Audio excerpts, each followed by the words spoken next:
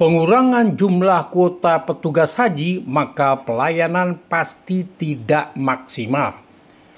Dengan jumlah petugas haji yang hanya 2.100 sampai 2.200, berarti masing-masing petugas akan melayani 100 orang jamaah.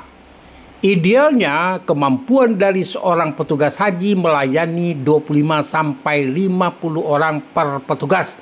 Artinya, jika petugas haji hanya 2.200 orang, maka dapat dikatakan jauh dari ideal.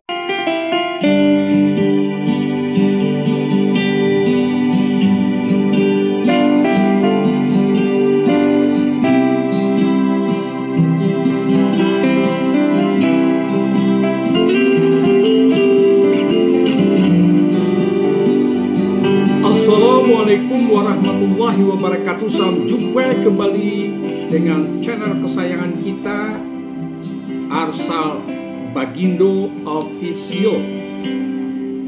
Saudaraku, pertemuan kita kali ini adalah mengangkat tema tentang dampak pengurangan kuota petugas haji dan kewajiban para petugas haji untuk membayar di masyair atau armusna terhadap pelaksanaan ibadah haji, terutama kepada jamaah haji itu sendiri.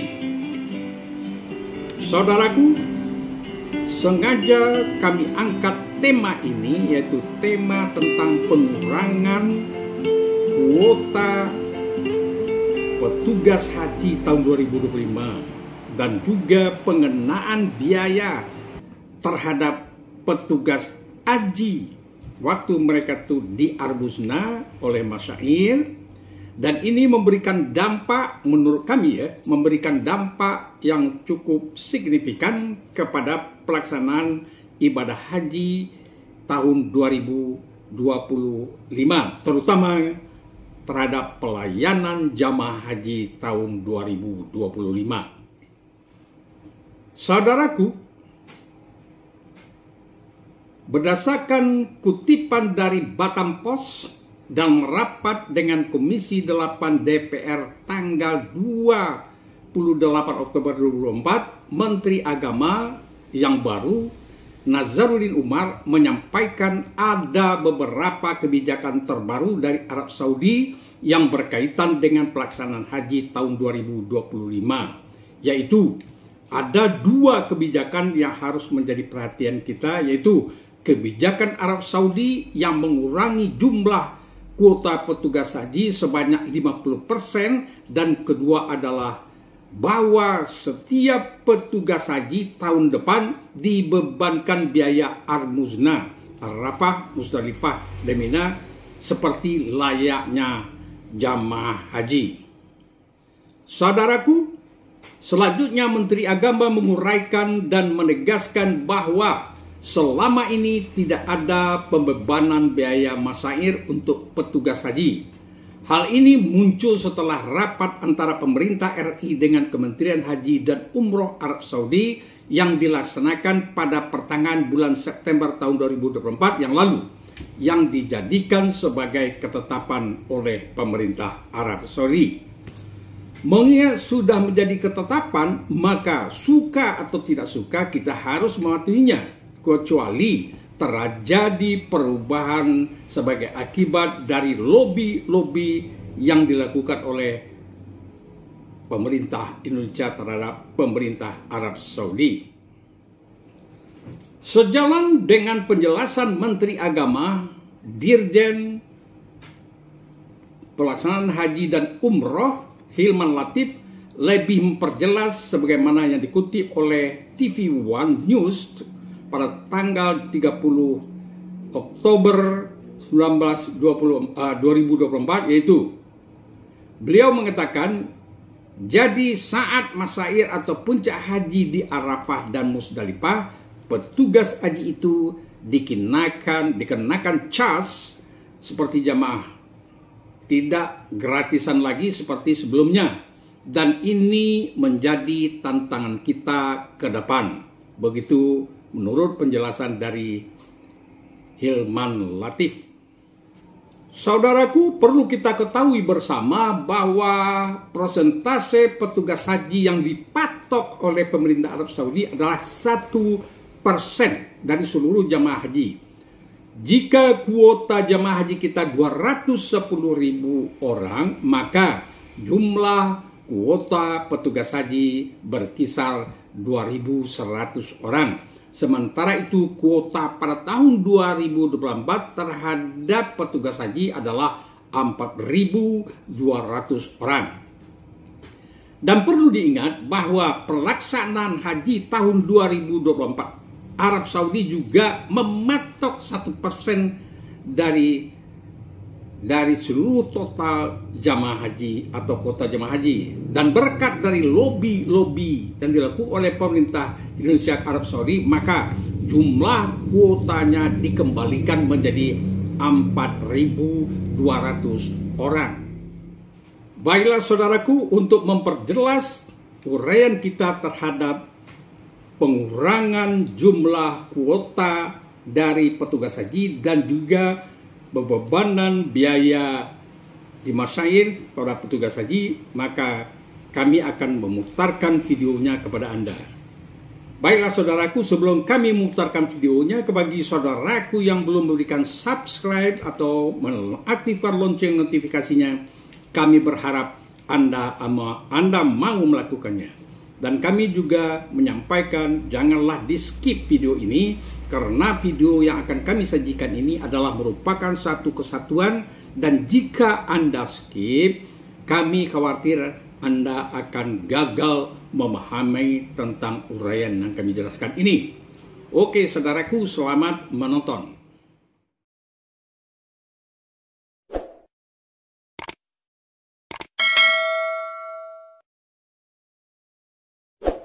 Baiklah saudaraku, pengurangan kuota petugas haji Indonesia menjadi tantangan tersendiri terhadap penanganan jamaah haji, terutama jamaah haji lansia atau lanjut usia, penyandang disabilitas, dan jamaah non-mandiri yang membutuhkan pelayanan. Sementara itu, jumlah lansia penyandang disabilitas setiap tahun relatif banyak. Begitu juga dengan penyelenggaraan haji tahun 1446 atau 2005 yang akan datang, masih juga akan banyak terdapat lansia dan penyandang disabilitas. Saudaraku, dengan berkurangnya jumlah petugas haji, maka akan menjadi masalah bagi jamaah yang masuk dalam kategori 2 dan kategori 3 istita'ah. Kategori 2 adalah jamaah yang memenuhi syarat istita'ah tetapi dengan pendampingan, termasuk jamaah non-mandiri. Kategori ketiga adalah jamaah yang tidak memenuhi kriteria istita'ah dalam kurun waktu tertentu. Artinya, jika beberapa hal yang dipersyaratkan sudah terpenuhi, maka dia masuk kategori istita'ah. Jadi, dari 4 kategori, 2 kategori ini menjadi semacam ancaman nantinya terhadap pelaksanaan haji. Maksudnya adalah bisa-bisa nantinya dari 2 kelompok ini tidak diberangkatkan. Saudaraku, perlu kita pahami bersama dampak penting terhadap pengurangan jumlah kuota haji. Pengurangan jumlah kuota haji petugas haji, maka pelayanan pasti tidak maksimal. Dengan jumlah petugas haji yang hanya 2.100 orang, berarti masing-masing petugas haji harus melayani serta 100 orang jamaah. Arti bandingnya adalah 1:100. Idealnya kemampuan dari seorang petugas haji hanya melayani, yang ideal ya maksud saya adalah mulai dari 25 sampai 50 orang per petugas. Artinya, jika petugas haji hanya 2.100 atau 2.200 orang, maka dapat dikatakan jauh dari bentuk ideal pelayanan. Selanjutnya saudaraku, mari kita lihat perkiraan apa yang bakal terjadi kalau ini betul-betul tetap dilaksanakan, tetap kuotanya sebanyak itu. Saudaraku, petugas haji adalah memiliki peranan sentral dan sangat menentukan keberhasilan seluruh jamaah haji untuk dapat menyelesaikan rangkaian ibadah haji secara baik, aman, dan nyaman. Dengan berkurangnya jumlah petugas haji, maka akan terjadi maksimalisasi tugas-tugas, penambahan tugas-tugas, termasuk juga tugas-tugas di luar tupoksi dari yang sudah ditentukan di tanah air. Baiklah saudaraku, tantangan Haji 2025 bukan hanya terkait pengurangan jumlah petugas, tetapi juga pembebanan biaya masyair kepada petugas haji kloter dan non-kloter. Lalu pertanyaannya, anggarannya diambilkan dari mana? Apakah diambilkan dari nilai manfaat yang dikelola oleh BPKH atau dianggarkan melalui APBN atau dibebankan kepada jamaah tahun berjalan yang dimasukkan di dalam kelompok BP? Jika itu terjadi, maka beban jamaah semakin bertambah, artinya prosentase yang ditanggung jamaah semakin besar. Baiklah saudaraku, dari uraian kita di atas sampai ke bawah tadi, maka kami memiliki saran-saran dan solusi. Mudah-mudahan saran dan solusi ini bisa menjadi sitawa sedingin bagi jamaah calon haji. Oke saudaraku, dalam mengatasi kekurangan petugas haji, perlu dilakukan rekrutmen petugas haji yang berusia muda di bawah 45 tahun. Karena masih energik, punya integritas, dan dites melalui pendekatan psikologi. Di dalam sosialisasi tugas-tugas petugas haji tersebut perlu ditanamkan atau disosialisasikan kepada petugas haji bahwa melayani jamaah, terutama jamaah lansia, dengan pendekatan khusus dan mau menganggap bahwa lansia yang dilayani seperti itu ada seperti kita melayani orang tua sendiri. Itu perlu ditekankan. Selanjutnya saudaraku, mulai dari ketua kloter, ketua rombongan, dan ketua regu harus mengambil sebagian tugas dari petugas non-kloter, tidak termasuk tugas-tugas kesehatan.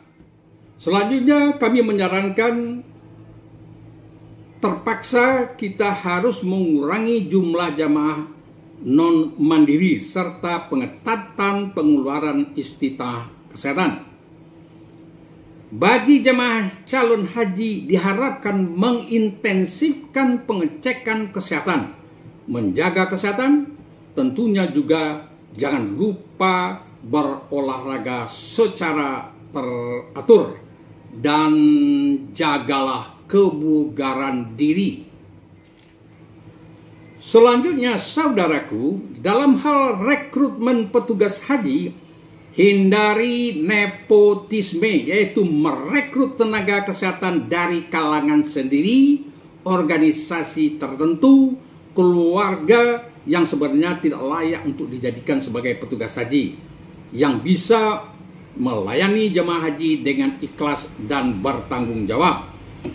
Tolong hilangkan petugas haji utusan daerah, karena berdasarkan pengalaman kami melihat utusan daerah itu banyak yang tidak berperan. Saudaraku, jika petugas haji diwajibkan untuk membayar di masyair, maka kami menyarankan agar dibebankan kepada APBN. Jangan diambilkan dari dana nilai manfaat BPKH atau dibebankan kepada jamaah dengan menaikkan BP-nya.